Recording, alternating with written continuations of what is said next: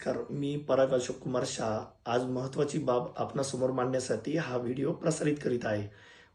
मध्यंतरीच्या काळामध्ये मी आपल्या जुन्नर तालुक्याचे लोकप्रिय आमदार आदरणीय श्री शरददादा सोनवणे यांच्या विरुद्ध तक्रार केली होती.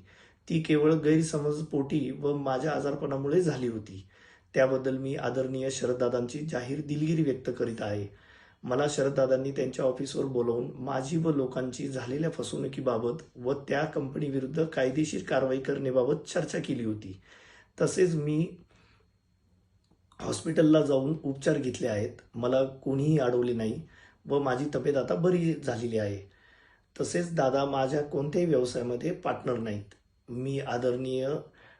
मी माननीय श्री आमदार शरददादा सोनवणे यांनी मला मोठ्या मनाने माफ करावी ही विनंती करीत आहे.